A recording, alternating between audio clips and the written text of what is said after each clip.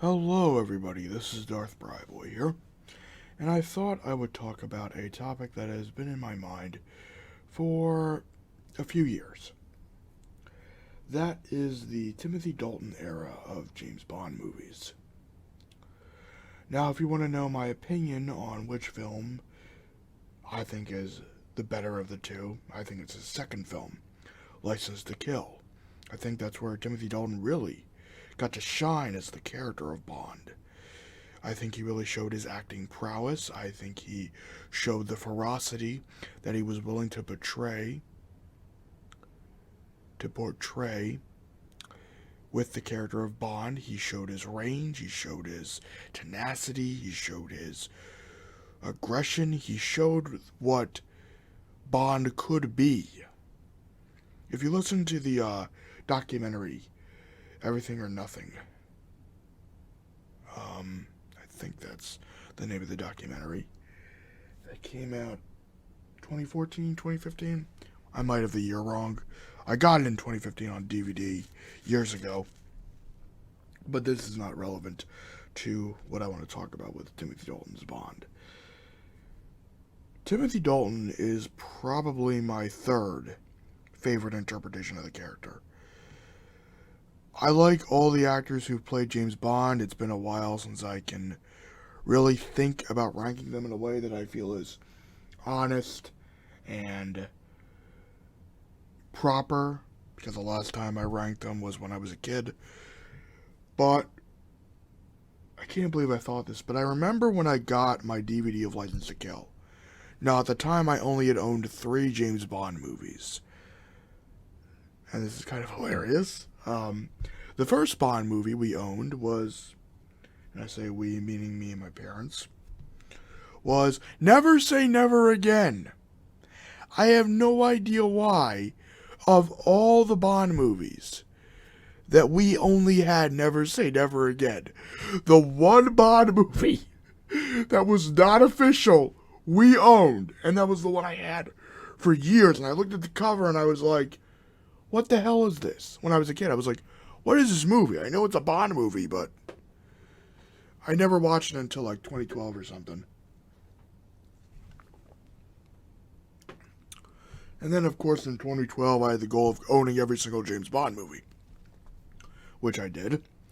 And then, well, everything up until I got Skyfall in 2013.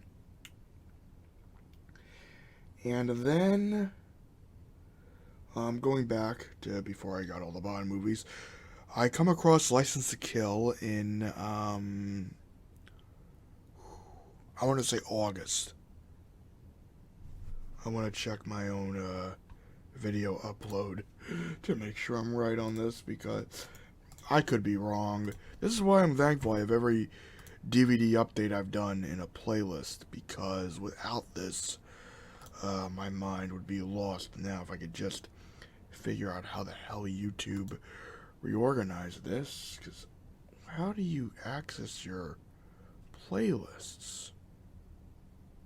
How do I do this? Oh, on the option that says playlist. And I go to DVD update. I should really change the title of that playlist, by the way. We almost have 200 freaking videos of that playlist. By the way,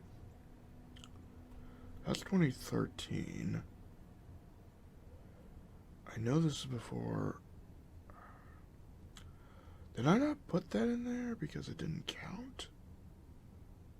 Okay. Well, we gotta go to a different video. I think it was something about, what was that called? I think I was doing like a mini James Bond marathon with the movies I had at the time. Here it is, mini James Bond marathon. August 19th, 2012. And in there, I'd start talking about, let's look at the 3 Bond movies. So, I rented Dr. No. I rented Goldfinger. I'm talking about it. I'm just fast forwarding this. I'm talking about Never Say Never Again.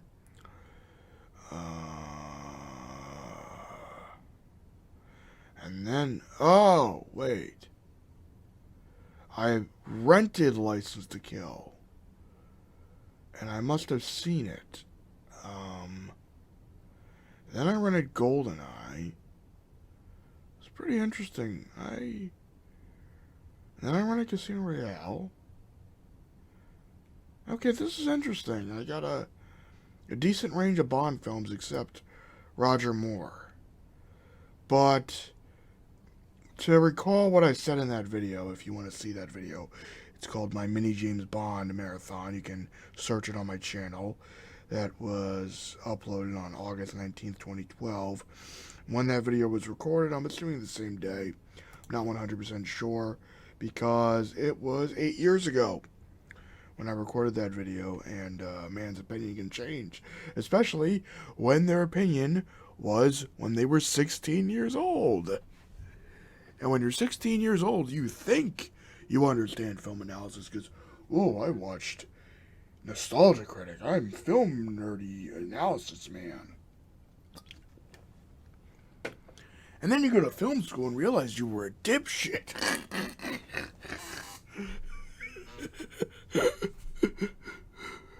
And even when you're in film school, you realize I'm a dipshit and I kind of know what I'm doing, but I'm not really sure if I know what I'm doing.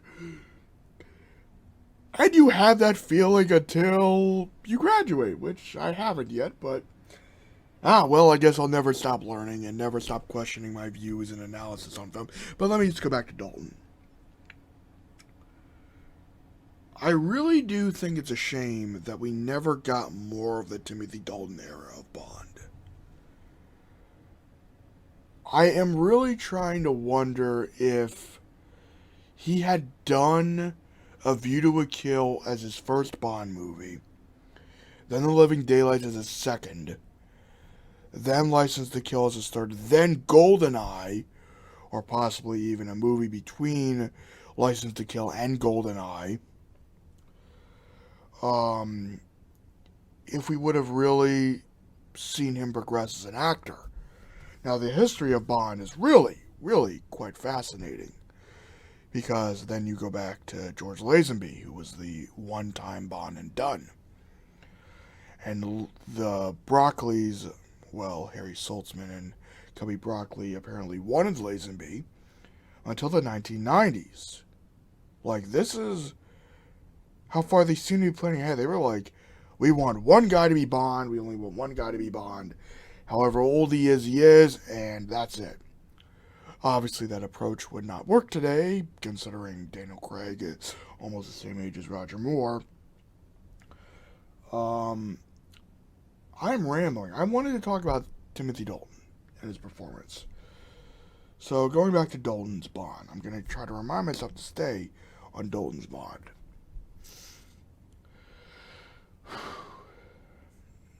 Dalton's duology is interesting. Because the first Bond film he did, it's like he still has the wit of Bond, like the previous actors that came before him. But the tone of that film is a product of its time. You could say the same thing with License to Kill, because Living Daylights was a Cold War era film, focusing on the Cold War, and focusing on Bond helping who we can assume are the Mujahideen, which would eventually be Al-Qaeda. So that is not the most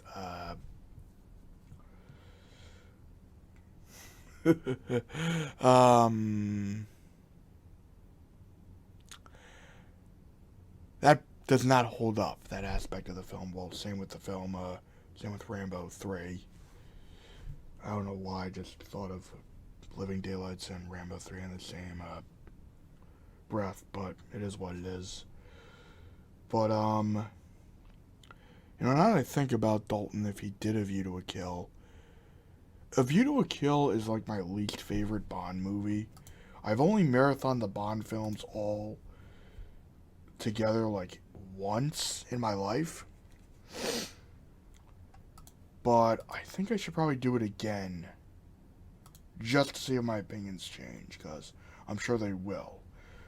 I'm sure I have somewhat similar taste to when I first did it, but I guess if I'm going to do it, I'm going to do it one actor at a time. Some are easier than others, like Dalton, Brosnan, and Lazenby, but Lazenby's interesting because he leaves, then Connery comes back, and then you go to Diamonds Are Forever, which is probably one of my least favorite ones. Interesting bit of trivia, Roger Moore said Diamonds Are Forever was his favorite Bond film. Period. When he said that, I was like, what the fuck? Because of all the Bond movies, right? And even some of the ones he was in, which, those range in quality, but Spy Who Loved Me, peak Roger Moore Bond. Really good. For Your Eyes Only. Love that film. Even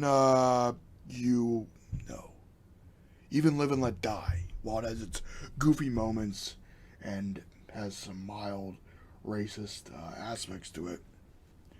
Probably because it was a blaxploitation film and it has some problematic views on voodoo and stuff like that. But hey, is what it is. Probably just trying to be somewhat loyal to the book. For Roger Moore to say that that Diamonds Are Forever was his favorite Bond film is a fascinating statement. Dalton is interesting when you think about it, because they wanted to get Dalton as far back as On Her Majesty's Secret Service, but the issue was he was too young at the time. And they wanted to get Timothy Dalton back. Like, the timeline they wanted to get Dalton. Dalton screen tested for Bond for On Her Majesty's Secret Service. He screen tested for Bond again in A View to a Kill. And then he finally gets Bond when Peirce Brosnan can't do it. Because they wanted Brosnan to replace Roger Moore.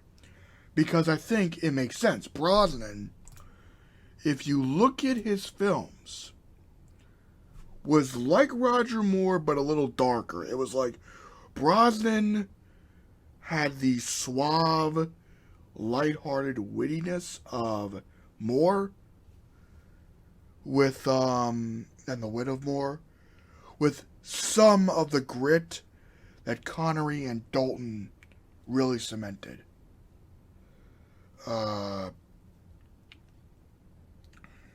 But it's a shame Dalton never got another chance to be Bond. I think it was just because people weren't ready for that type of Bond film. When you think about it, I mean, to go from A View to a Kill, which is freaking goofy as hell, right? To 2 movies later, get something like License to Kill, which was gritty as hell at the time. Yes, you have that truck sideways driving flip, which is ridiculous. But this movie's got, like, Felix Leiter getting his leg beaten off. It's about, like, the drug cartels, and you got this Bond who's really, really cruel and gritty. I mean, Timothy Dalton described it. He said it himself, I don't want to do what Moore did. I want to do my own thing. I want to go back to the Fleming books. I want to portray that cold, ruthless bastard of a hero. I want to portray Bond as a complex character. And I think he overall succeeded. Like, License to Kill, it was like he cemented exactly what he wanted to do with Bond. But it was like people weren't really ready for that type of Bond yet. People were like so used to Roger Moore. I mean, Roger Moore was a Bond for 12 years. He played that character for 12 freaking years. And he really kind of changed Bond from this dark, gritty character. I mean, he had his lighthearted moments, obviously, in the Connery era, to more of this silly, fun romp for the family. Now, admittedly, one of my favorites he did, For Your Eyes Only, where I think I like it personally because he really, it's a Bond who's really contemplating his life and his life choices. And it's a Bond who's had time to reflect. And it's also one of the darker Roger Moore films, which is another thing I like about that one. Or I liked. I haven't seen that movie in years, but I recall really enjoying that aspect of it.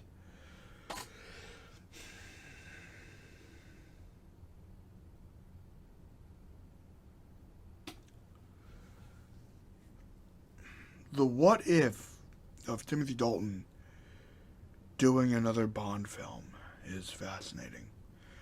I mean, any actor who played Bond, right?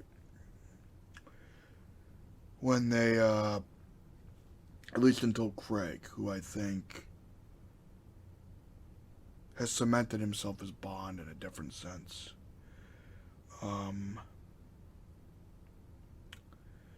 You look at when their era ended, and you just look at who played Bond at that era. And you look at the films they had, like, Dalton was like, it's like that line in Blade Runner, you know, like, the candle that burns twice as bright lasts half as long. That was Dalton's era of Bond. And it's kind of funny when you think about Timothy Dalton, like, okay, I'm going to mention this because I just think it's absolutely hilarious to know the range of this guy. Okay, so this guy could play the darkest, grittiest Bond. Arguably more gritty in his performance than Craig is. Okay? I mean, this, like, I could see Craig totally doing this. Like, if Craig was in that shark scene and he's dealing with that corrupt DEA agent, and he's like, oh, we'll split the money, and he just throws it, and then just throws a case of money, and then he just coldly watches this guy getting eaten by a fucking shark. I mean, and then you think, oh yeah, this is the same guy that played Prickle Pants in Toy Story 3 and 4. Oh my god. That's just hilarious. Like, I mean, the same thing goes with Peirce Brosnan. One thing I'm trying to do right now is I want to do like a Peirce Brosnan James Bond marathon. So I'm gonna watch all the Peirce Brosnan movies just to give him another chance, including Die Another Day.